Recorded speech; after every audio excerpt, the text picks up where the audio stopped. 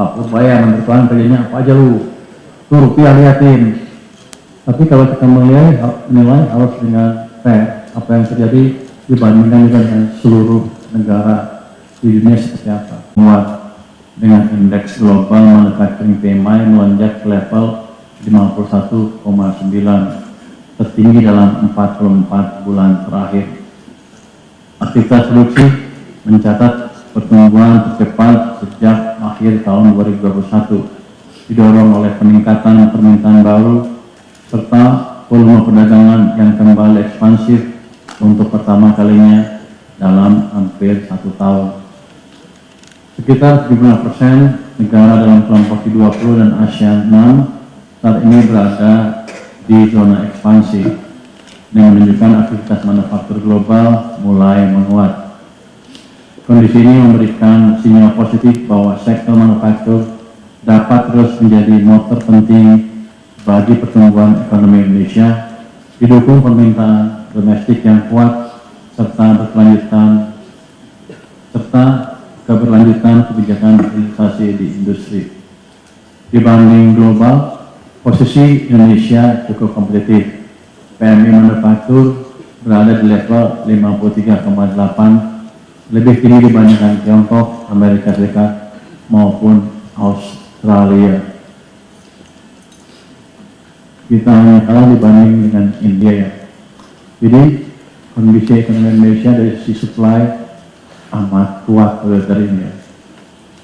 Di tengah situasi saat ini, pemerintah akan terus mewaspadai tantangan rantai pasok yang masih terkendala serta risiko kenaikan inflasi terhadap biaya input agar momentum pemulihan ekonomi domestik tetap terjaga di tengah penguatan tren global saat ini.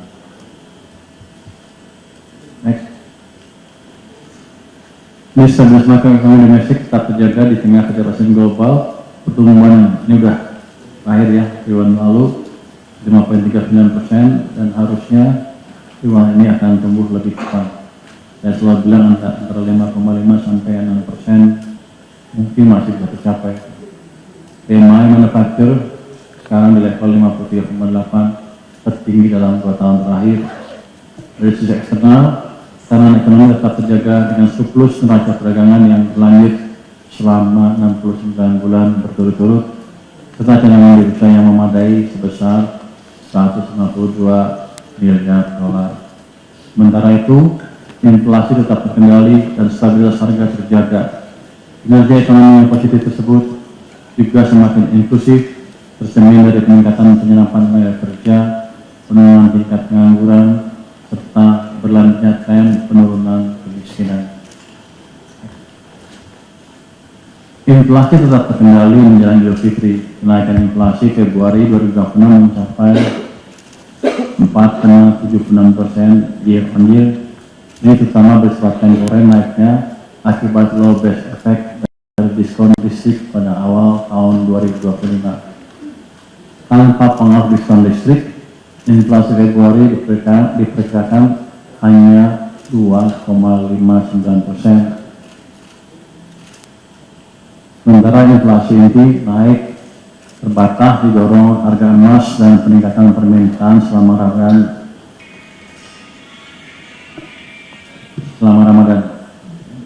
Inflasi inti non emas mencapai 1,4%. Ini kenapa angka inflasi ini penting? Karena orang di luar sering melihat yang angka 4,76% tadi, dan mereka mulai menunjuk bahwa ekonomi Indonesia kepanasan, harus diperlambat, padahal kita baru mulai tumbuh lebih cepat. Kalau angkanya sebetulnya tadi saya bilang 2,59, kita masih di targetnya di bawah target malah. Dan artinya ruang bagi ekonomi untuk tumbuh lebih cepat terbuka lebar tanpa harus memicu inflasi. Jadi kita tumbuhnya belum terlalu cepat dan belum kepanasan. Inflasi pangan meningkat karena faktor cuaca dan naiknya permintaan beberapa komoditas seperti daging ayam, ikan segar, dan cabai, namun tetap moderat di bawah 5%. Inflasi administrative price naik terutama karena efek basis rendah tarif listrik dan diperkirakan mulai mereda pada Maret 2026. Secara keseluruhan, dampak kenaikan harga komoditas termasuk minyak mentah akan tetap dikelola oleh pemerintah melalui peran APBN sebagai shock absorber sehingga daya beli terjaga dan stabilitas fiskal tetap terpelihara.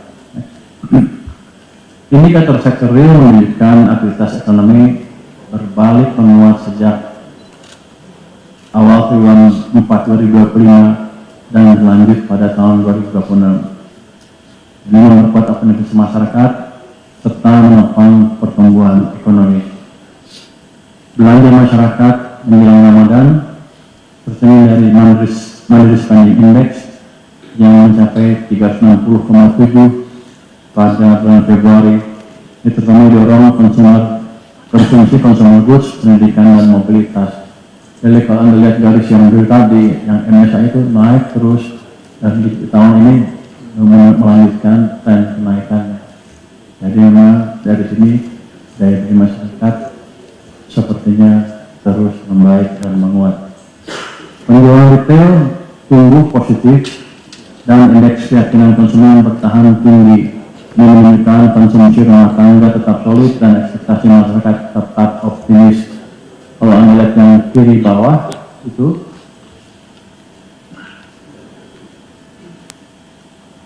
yang RSI, Anda lihat trennya di sekarang posisi 6,9 dan naik kencang ke atas tren. Terus consumer confidence index juga di level yang tinggi di atas 100, signifikan di atas 100, konsisten di sana. Itu menunjukkan daya beli masyarakat.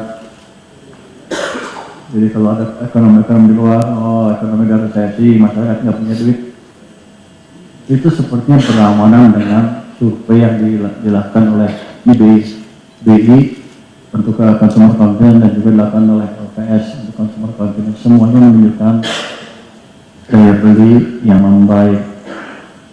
Anda lihat lagi loh, indikator daya beli yang baik antara lain dari industri otomotif yang menunjukkan tren positif dengan penjualan mobil tumbuh 2 digit pada bulan Februari 2020. Sementara penjualan sepeda motor tetap stabil positif di 1%. Melihat ke gambar kanan atas, mobil tumbuhnya 12%. Itu menunjukkan tren penguatan sejak November, Desember tahun lalu. Kalau lihat di tahun 2025 itu cenderung bahkan positif terus sampai dengan September, November tahun lalu. Sekarang tetap positif. Jadi memang ada perbaikan real yang nyata dari daya beli masyarakat. Kita expect ke depan akan membaik terus. Sektor manufaktur juga semakin kuat. PMI mencapai 53,8 pada Februari 2026, tertinggi dalam beberapa tahun terakhir, dan Anda lihat trennya itu ke atas. Jadi memang ada perbaikan yang nyata di perekonomian. Ekonomi sedang mengalami masa ekspansi dalam posisi yang kuat kalau kita harus menghadapi gejolak negatif atau dampak negatif dari gejolak perekonomian global. Jadi teman-teman nggak usah takut, kita bisa mengendalikan dampak negatif dengan baik ke depan. Kenapa? Karena posisi kita sekarang dari posisi yang kuat. Next. Kita menghadapi dinamika global dan tensi geopolitik, tekanan pada sektor keuangan domestik masih dalam batas yang manageable. Rupiah terdepresiasi secara moderat, sejalan dengan penguatan dolar AS global dan relatif lebih baik dibandingkan banyak negara peers. Ini mencerminkan ketahanan Indonesia serta koordinasi fiskal moneter yang kuat. Kalau Anda tuh nilai tukar dolar AS depresiasinya sejak awal tahun ya, sejak perang. Kita lihat kita terdepresiasi, rupiahnya terdepresiasi sebesar 0,3%, jauh lebih baik dengan mata uang negara-negara di sekeliling kita, mungkin Malaysia 0,5, Thailand 1,6 dan lain-lain. Jadi kita masih lumayan. Jadi bukan lihat nilai levelnya aja, tapi kita lihat berapa dampak pelemahannya.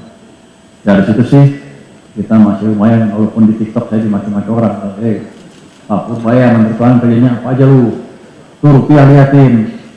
Tapi kalau kita nilai harus dengan fair, apa yang terjadi dibandingkan dengan seluruh negara di dunia seperti apa.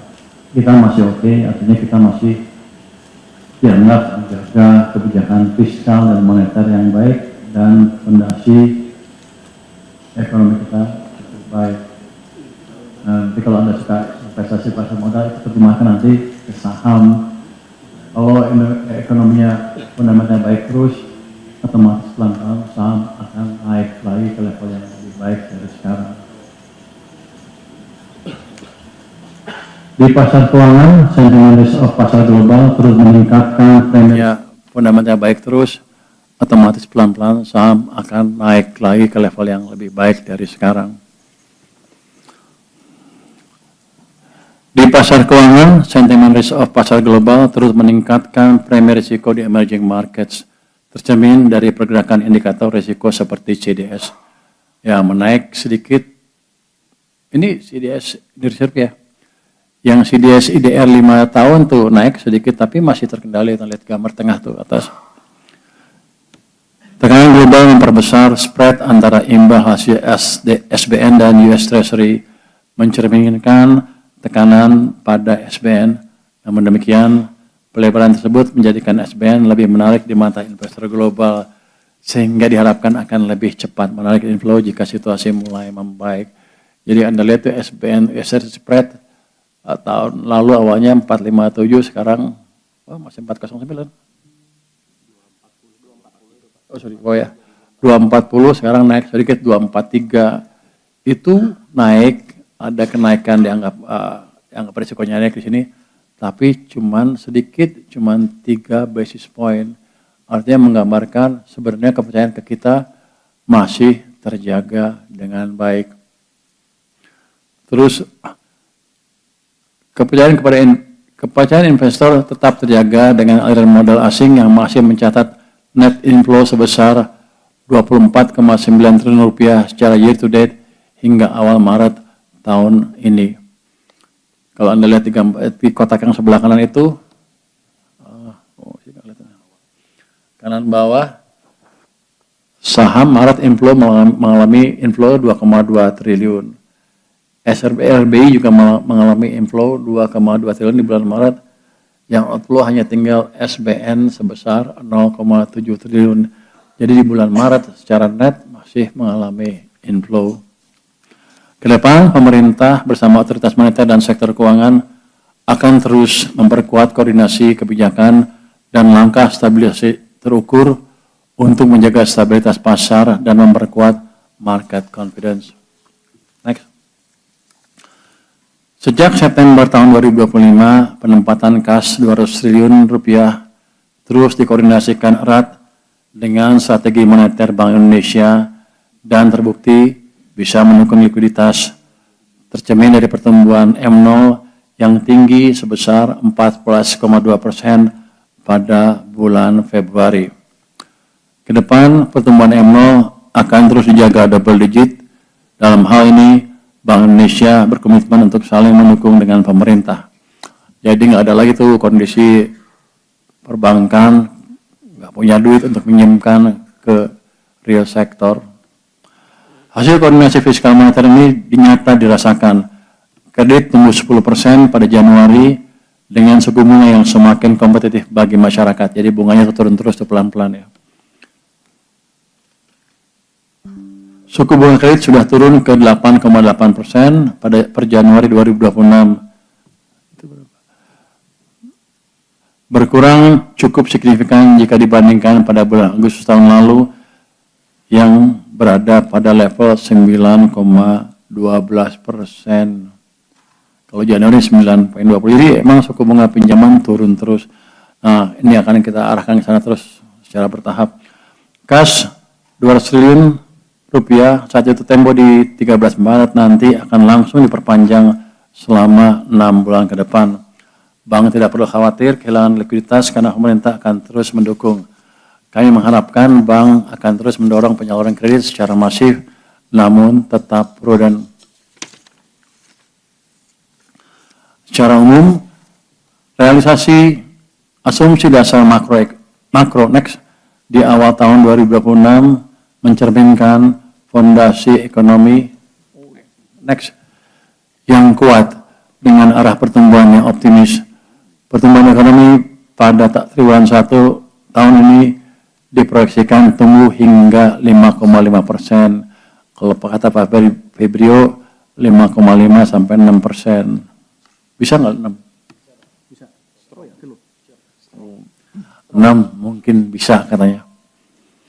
Ditopang resiliensi konsumsi rumah tangga, akselerasi investasi pada proyek strategis dan perumahan, serta output sektor manufaktur berbasis hilirisasi. Inflasi tetap terkelola dengan baik, kenaikan inflasi hingga 4,7% saya sudah bahas tadi ya. Ketahanan sektor keuangan domestik tetap terjaga, meski tertekan, sentimen risk of global, tekanan pada rupiah dan yield S-band masih manageable seperti saya sudah jelaskan tadi, dan pemerintah kedepannya akan terus menjaga stabilitas pasar keuangan dan membangun market confidence. Di sisi energi, realisasi harga minyak mentah di Indonesia hingga Februari sebesar $68,8 per barrel.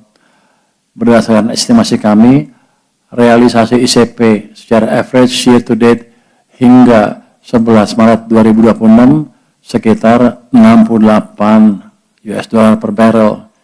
Ini sudah memasukkan kenaikan yang 120 yang sebentar itu ya. Masih di bawah asumsi APBN yang ditetapkan sebesar $70 per barrel. Karena itu sejauh ini masih terdapat ruang fiskal untuk mengantisipasi risiko kenaikan harga dalam pelaksanaan APBN 2026. Kemarin banyak yang nanya tuh, harga minyak sudah 100, apakah pemerintah akan segera merubah APBN-nya? Belum, karena kalau dari sini sampai kemarin masih rata-ratanya 68.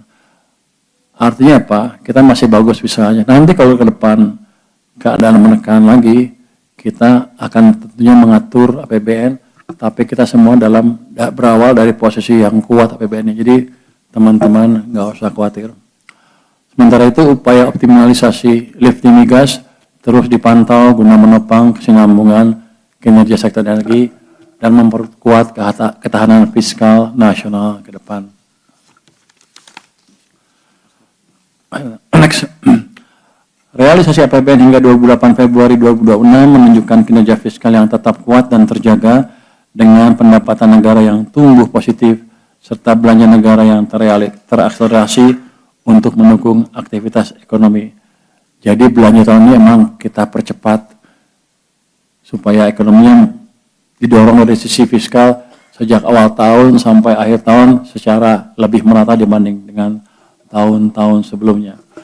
Dari sisi pendapatan negara, realisasi mencapai 358 triliun rupiah atau sekitar 11,4% dari target APBN dengan pertumbuhan 12,8% secara year on year. Kinerja ini terutama didorong oleh penerimaan perpajakan yang tetap solid. Secara rinci, penerimaan perpajakan mencapai 290 triliun rupiah, tumbuh 20,5% dibandingkan periode yang sama tahun lalu. Di dalamnya, penerimaan pajak mencapai 245,1 triliun rupiah dengan pertumbuhan yang sangat kuat, yaitu 30,4% secara keseluruhan. Sementara itu, penerimaan kepabeanan dan cukai tercatat 44,9 triliun atau 13,4% dari target dan mengalami kontraksi 14,7%. Ini terutama dipengaruhi oleh dinamika harga komoditas dan produksi industri. Tapi informasi terakhir, data kemarin katanya sudah tumbuh lagi. Secara year untuk cukai itu tumbuhnya sudah 7%. Jadi kita ke depan masih mengharapkan target dari penerimaan dari bea cukai tercapai, bahkan mungkin bisa melebihi.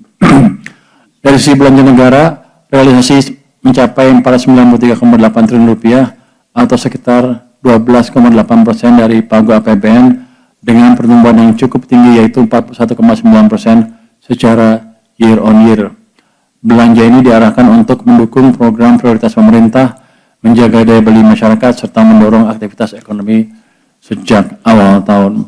Dengan dinamika tersebut, defisit APBN tercatat sekitar 135,7 triliun rupiah atau 0,53% terhadap PDB yang masih berada dalam koridor desain APBN 2026. Jadi ada yang bilang tahun lalu kan surplus, kenapa tahun ini defisit? Ya emang desain APBN kita defisit dan sekarang kita paksakan belanjanya lebih merata sepanjang tahun sehingga dampak belanja pemerintah dan lain-lain terhadap perekonomian lebih terasa. Itu makanya Pak Febri berani bilang 6% masih bisa ya. Mudah-mudahan masih bisa. Jadi serasuran kombinasi pendapatan negara yang tumbuh positif, belanja yang terakselerasi untuk mendorong ekonomi, serta defisit yang tetap terkendali menunjukkan bahwa APBN terus berperan optimal sebagai instrumen stabilisasi sekaligus penggerak pertumbuhan ekonomi nasional. Untuk selanjutnya bagi pendapatan silakan Pak Wamenswa untuk menjelaskan. Subscribe, share, like, and comment. Subscribe, share, like, and comment. Subscribe, share, like, and comment. Subscribe, share, like, and comment. Subscribe, share, like, and comment.